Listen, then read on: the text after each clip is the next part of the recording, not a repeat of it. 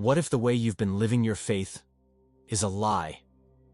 Not the kind you recognize, not the kind that shouts, but the kind that slowly puts your soul to sleep while making you believe you're awake. There's a danger that no one talks about. It's not sin in the obvious sense. It's not rebellion or hatred or violence. It's the quiet drifting, the slow, silent detachment of the heart from God while the lips still move in prayer. St. Augustine saw it clearly. He warned us, not with anger, but with grief, because he had lived it, because he had performed belief before he truly believed, because he had searched everywhere, convinced he knew God while his soul remained untouched. And now, maybe that's where you are too. You go to church, you say the words, you nod when people speak of peace, but deep down, you feel numb, disconnected, like something inside you is turned off, and you don't know when it happened. That's the lie. That you're okay because you're doing all the right things. That God is near because your routine is intact. That your soul is alive because your hands are lifted. But a soul can be dying, even while everything looks right on the outside. And Augustine knew it. He knew that the greatest danger wasn't visible failure. It was spiritual illusion. The illusion that you're walking with God when in truth, you've stopped listening. He called it habitual belief without hunger, a faith made of habits. But no fire, no ache, no trembling. And maybe that's what scares you most. Not that you've turned away from God, but that you've stopped feeling Him altogether, and you're too afraid to admit it. Do you feel this too? That quiet emptiness, hidden behind a life that looks faithful? That silent fear that you're just going through the motions? If you do, you're not alone.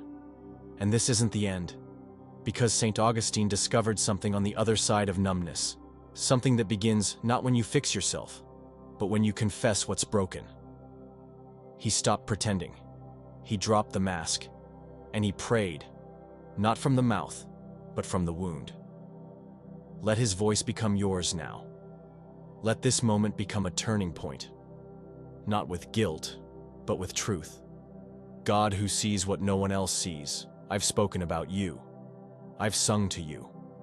But I'm afraid I've been far from you. Not in rebellion, in routine, not in anger, in apathy. I don't want a faith that only lives in words. I want a soul that feels again. I want to burn again, to tremble again, to know you, not as a concept, but as the fire at the center of my being. Wake me, break me open. If I've settled for less than you, bring me back. Amen.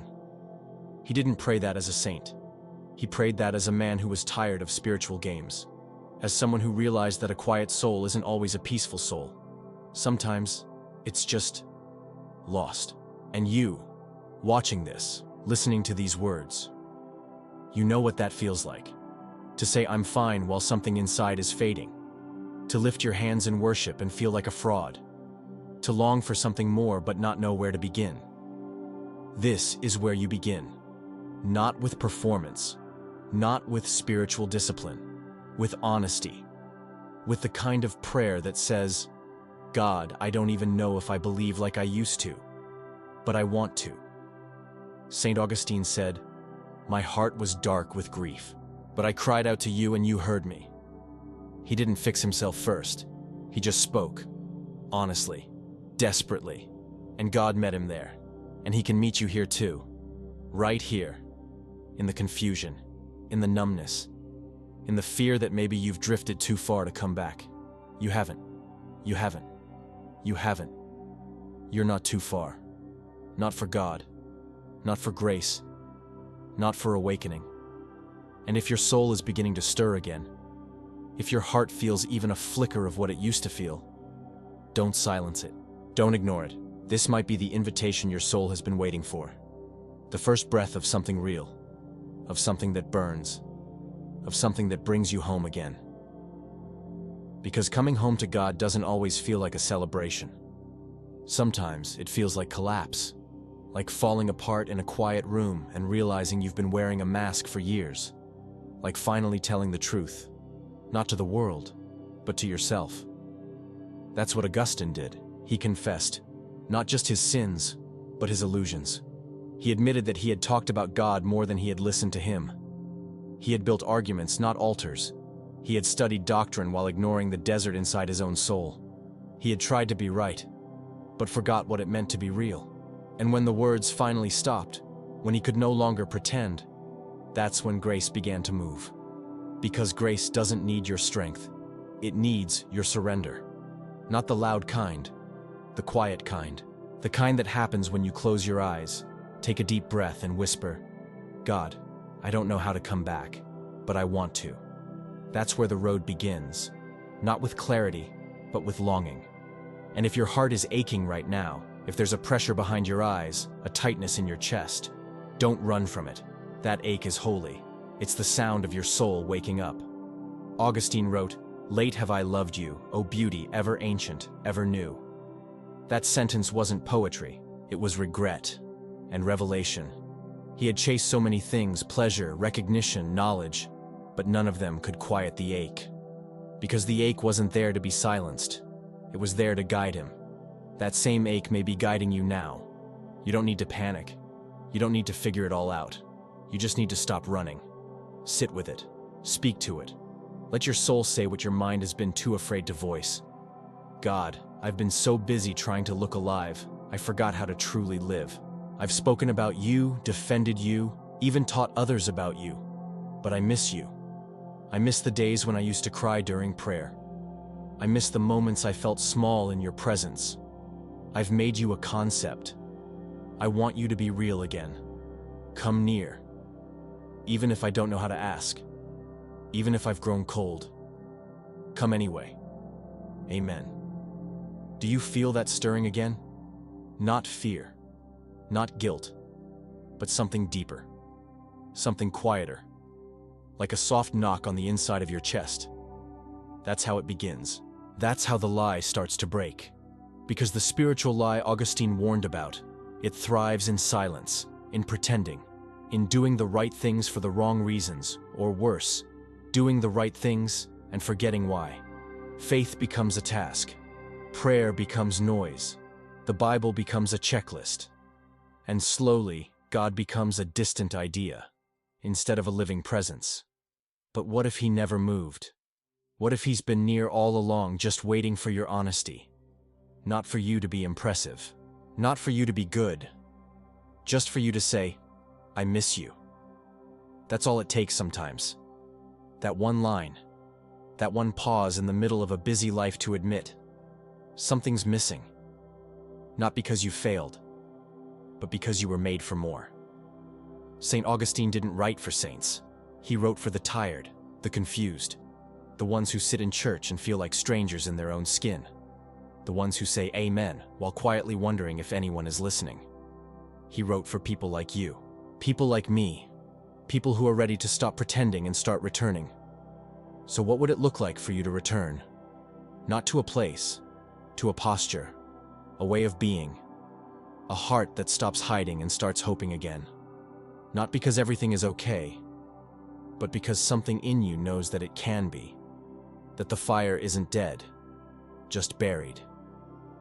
And maybe, just maybe, this moment, this ache, this breath, is the spark that brings it back to life. You don't need to fan the flame. You just need to stop smothering it. It's already there, under the dust, beneath the years, behind the disappointment. It hasn't left you. It's only been waiting for your honesty. Augustine learned that truth doesn't always come in revelation. Sometimes it arrives as collapse. Sometimes it shows up when you're too tired to fake one more smile, too worn out to carry one more spiritual expectation. That's where he found God. Not on the mountain of discipline, but in the valley of emptiness, when all the answers fell apart, when all the knowledge crumbled, when he was finally silent enough to hear the whisper that never stopped speaking. He called it the moment of inner awakening, not a flash of light, but the soft awareness that God had never abandoned him.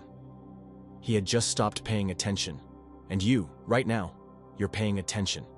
to your soul, to the hunger, to the still, sacred pulse of something deeper calling your name. So don't walk away from this moment. Don't rush back into the noise. Let this ache stretch out. Let it speak freely. Because maybe for the first time, you're realizing the lie wasn't loud. It was quiet, comfortable, convincing. It told you that spiritual activity meant spiritual intimacy. It told you that if you kept moving, serving, obeying, you'd never have to stop and ask if your heart was still in it. But God is not impressed by momentum. He's moved by surrender, by stillness, by your willingness to say, I don't know how to do this anymore, but I want to know you again. Can you say that? Right now, whisper it. Let the words come out of your mouth, even if they tremble. I want to know you again. That is a holy prayer. That is a brave beginning. And beginnings don't need to be clean. They just need to be real. God, I don't want to lose myself in this spiritual lie. I don't want to build a life that looks right but feels dead. I want more than habits, more than language, more than expectations. I want you. Even if it means tearing it all down, even if it means starting over. Burn away the illusion. Show me what's real. Let me feel again. Let me love you, not with words, but with wonder. Amen. Augustine once believed he had to climb to find God, that he had to get everything in order first. But grace didn't wait for him at the top. It found him in the ruins. It met him in the contradiction. It embraced him when he was still questioning. He wrote, "You were within me, but I was outside, and there I searched for you." That's what happens to so many of us. We look outward.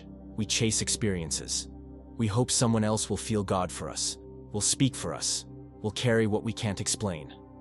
But there comes a moment when the soul says, no more. No more borrowed fire. No more secondhand faith.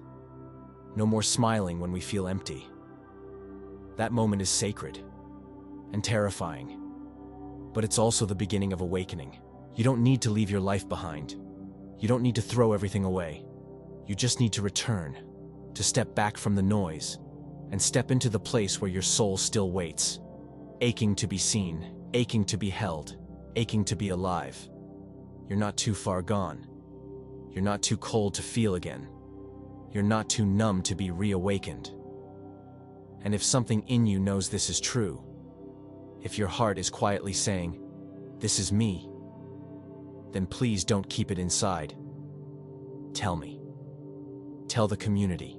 Tell yourself. Leave a comment below and say, "I've felt it too." Because this is where we begin. Not in strength, but in softness. Not in clarity, but in confession.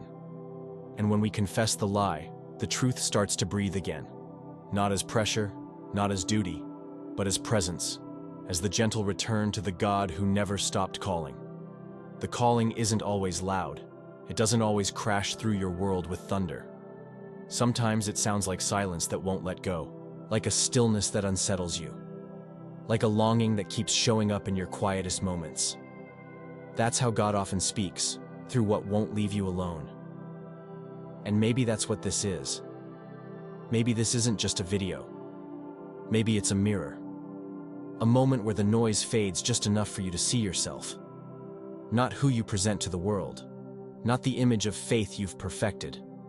But the part of you that has been aching in secret. That part of you is not weak. It's not broken beyond repair. It's just tired of pretending. And it's ready to come back to life. Augustine reached that point too. He tried everything before he surrendered. He tried intellect. He tried relationships. He tried ambition. But nothing could quiet the ache. It wasn't because he wasn't smart enough or strong enough. It was because he was made for something deeper.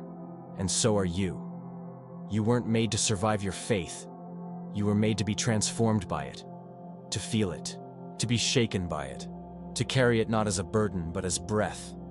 But when we get lost in appearances, when we confuse discipline for devotion, when we start performing instead of praying, we forget how to feel. And if you're realizing now that your soul has grown silent, that maybe you've been running on spiritual autopilot, that maybe you've memorized prayers but forgotten how to mean them, don't let shame take over. Let grace in instead. Because God does not meet you at your image. He meets you in your truth. That's what Augustine discovered. That's what broke him open. Not judgment. Love. Uncompromising, unshakable love that stood there waiting after years of distraction and pride. Love that didn't need him to be fixed. Only honest. And you can be honest too. Right now. Right here. Close your eyes for just a moment. Let the distractions fall. And say this. Not as a ritual, but as a release. God, I've built walls with my busyness. I've worn masks even when I prayed, but I'm tired now.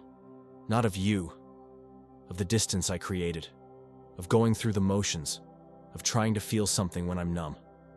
So I give you my silence, my numbness, my aching heart. Take it. Touch it. Speak into what I can't fix. Amen. There is nothing weak about that prayer. There is nothing shameful about that confession. It is the doorway. It is the beginning. It is the place where God does his most powerful work. In truth, not performance. Augustine had tried to climb to God, but grace found him on his knees. And when he finally allowed himself to be seen, he realized he had never been invisible. You are not invisible. You may feel distant. You may feel disqualified. But God is not scared of your doubt. He is not offended by your weariness. He is not disappointed by your confession. He is moved by it, because it means the lie is breaking. The lie that says you have to keep up the act, that you have to earn your way back, that you have to prove your worth before you can feel his presence again. You don't. You never did. All he ever wanted was you, the real you, the one behind the language, the one behind the performance, the one who quietly whispers, "Help me." That whisper is holy. That longing is sacred. And if you feel it right now, don't ignore it.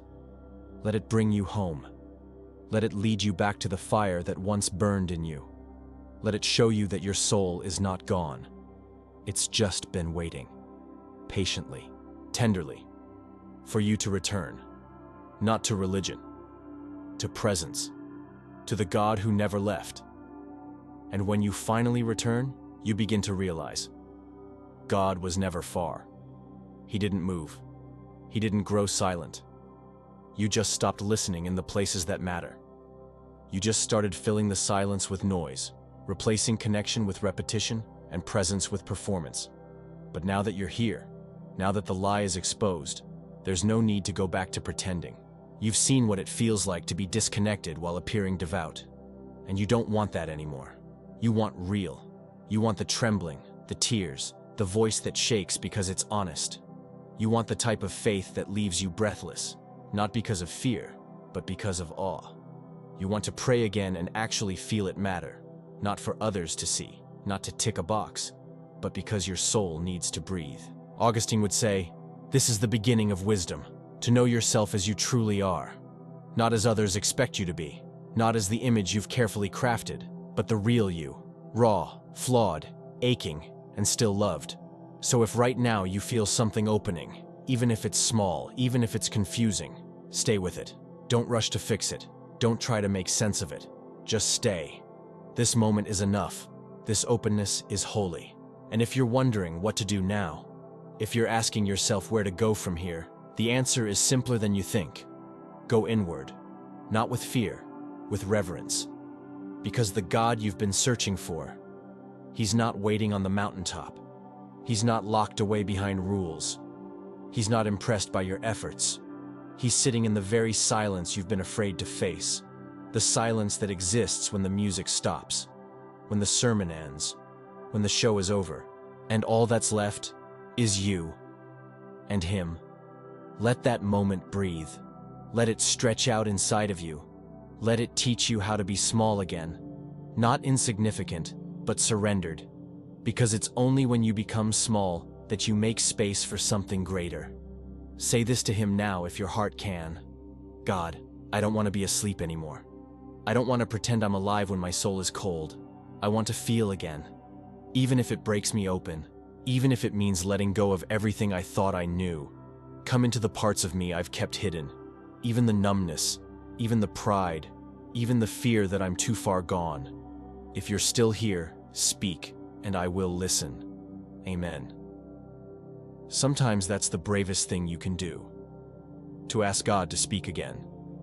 Not with thunder, not with visions, just with the quiet echo that says, I never left you.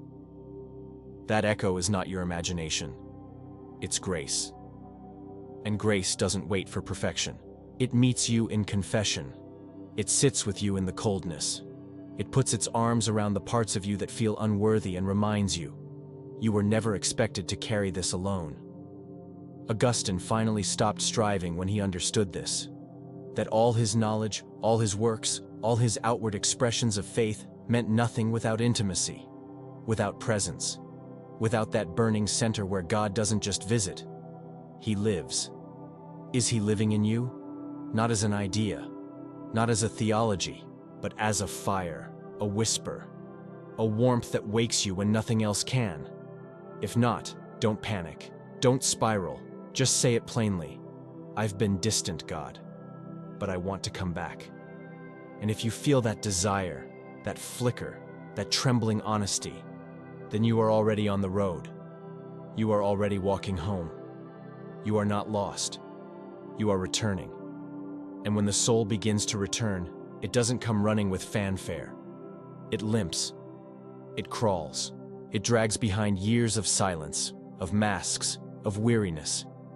But even then, even in the crawling, there is beauty. Because returning is not about speed. It's about surrender. That's what St. Augustine understood in the end. That God was not counting how long he had wandered. God was watching for the moment he turned around. And that moment, that sacred turning, can happen in a single breath. Right now, right where you are. You don't need to finish this video. You don't need to say the perfect prayer. You just need to allow one truth to touch your soul again. God is not waiting for your perfection. He is waiting for your permission. Permission to enter the places you've blocked off. Permission to speak into the void you've called normal. Permission to burn away the layers of performance and reveal something alive underneath. Maybe you don't even know what's underneath anymore. Maybe you're afraid of what you'll find. But God isn't. He already knows. And still, He stays. That's what love does. It doesn't wait for worthiness. It draws near when no one else can. It steps into the silence and says, I still choose you. Can you sit with that for a moment? Can you allow yourself to be chosen again? Not as a leader, not as a believer, not as a perfect anything, just as a soul that aches to feel God again. Let that ache speak. God, I can't fix myself. I've tried. I've performed. I've pretended.